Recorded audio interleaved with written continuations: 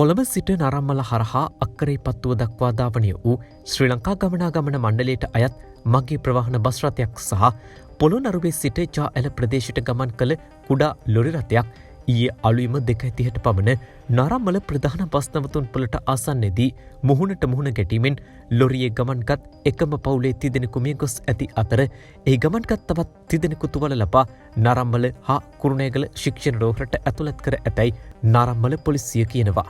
මිගොස් ඇත්තේ ලොරි රථයේ රියදුරු වූ දෙලංකගේ නලින්ද රෝහිත රියදුරුගේ නැන්දම්මා වන 80 හැවිරිදි රත්නායක මුදියන්සේලාගේ දයාවතී සහ මාමණ්ඩිය වන 82 හැවිරිදි හේවාගමගේ පියදාස යන තිදෙනා වනවා. ඔවුන් පොළොන්නරුව පදිංචිකරුවන් බවද පොලිසිය කියනවා. තුවාල ලැබූ කාන්තාවක් සහ දරු දෙදෙනෙක් කුරුණෑගල ශික්ෂණ රෝහලේ ප්‍රතිකාර ලබමින් පසු වෙනවා.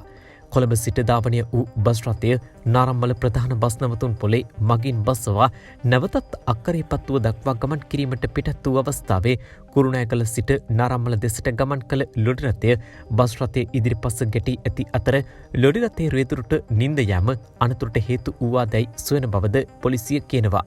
බස් රථයේ ගමන් කළ මගින් කිසිවෙකුට අනතුරින් තුවාල සිදුවී නොමැති බවද පවසනවා. අනතුර සම්බන්ධයෙන් නරම්මල පොලිසියේ ස්ථානාධිපති ප්‍රධාන පොලිස් පරීක්ෂක ප්‍රසන්න ගුණතිලක මහතාගේ උපදෙස් මත රථවාහන අංශයේ පොලිස් සැරයන් මඩවල මහතා ඇතුළු නිලධාරීන් කණ්ඩායමක් වැඩිදුර පරීක්ෂණ පවත්වනවා.